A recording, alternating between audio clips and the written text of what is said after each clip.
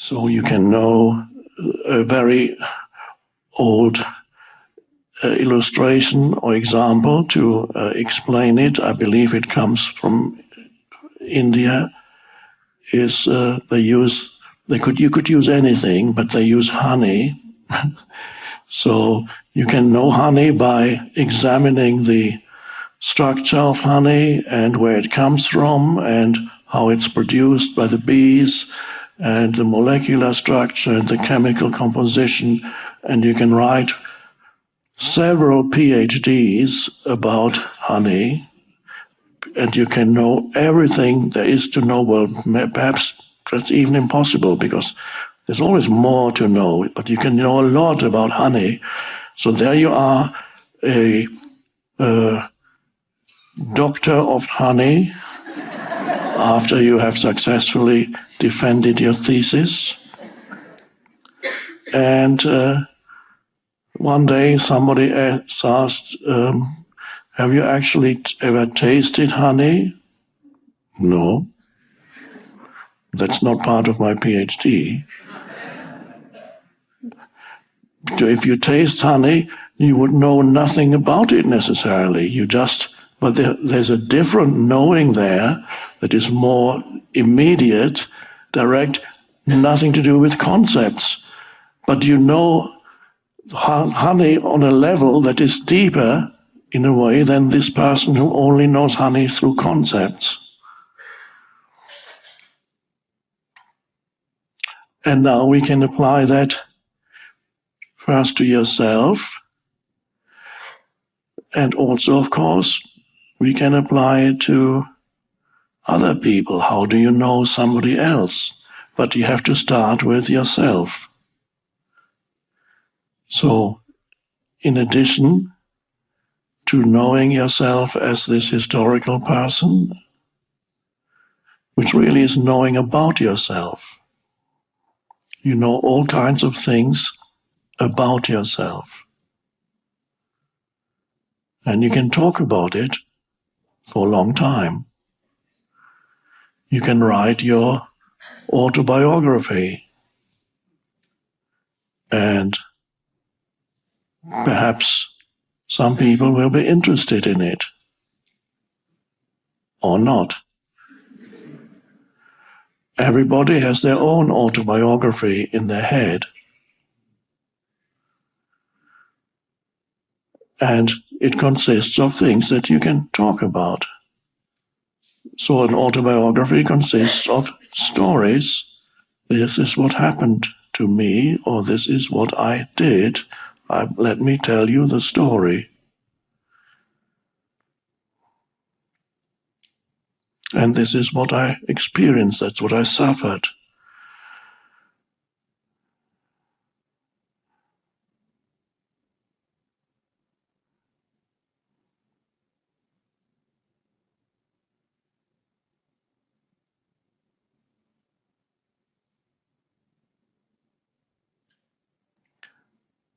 But do I know myself at a deeper level? Am I able to let go, to relinquish, when I choose to relinquish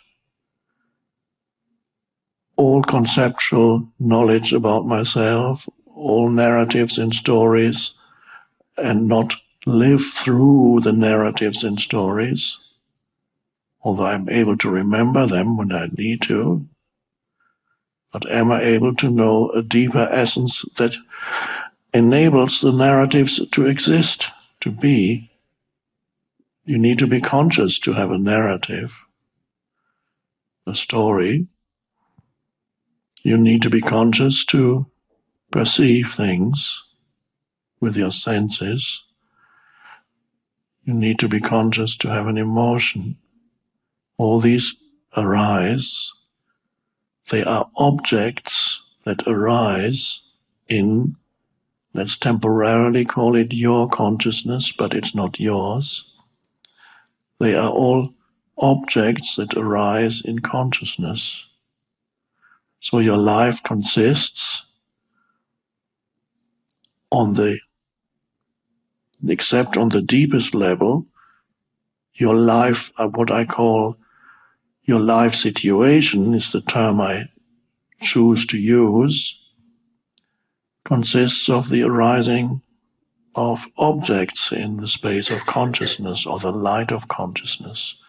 So, perception, it's an object that arises in consciousness. There it is, and then it disappears, and then another perception replaces it. A thought arises, a stream of thoughts arise. They can take over your consciousness almost completely. They gobble up, they suck up. If thoughts can be so overpowering, if you're in the absence of awareness, a stream of thoughts can take your whole consciousness and manufacture thought out of it. And so you're completely unaware of yourself as consciousness. You're just completely identified with the thought. It takes up all your consciousness and makes it into thought and emotions. Continuously manufacturing more thoughts. Cook, I need more.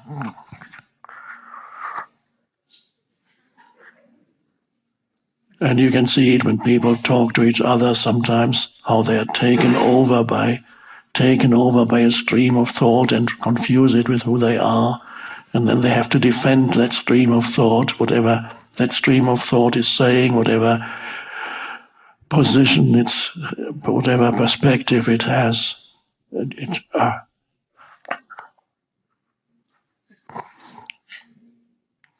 People become mortal enemies because your stream of thought does not agree with my stream of thought.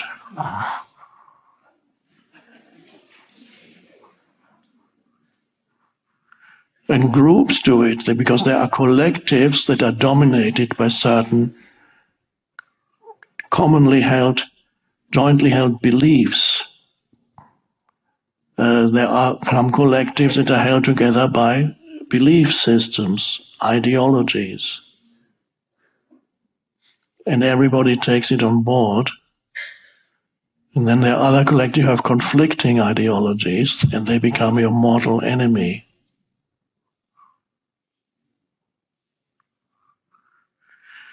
And really, all this happens because you don't know who you are.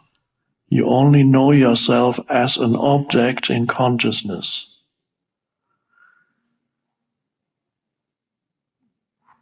So the deepest meaning of knowing yourself is knowing yourself beyond concepts, not through concepts. Not knowing yourself as an object in consciousness, but as the eternal subject, which is consciousness itself. And so the mind subsides, and a sense of still, alert presence remains.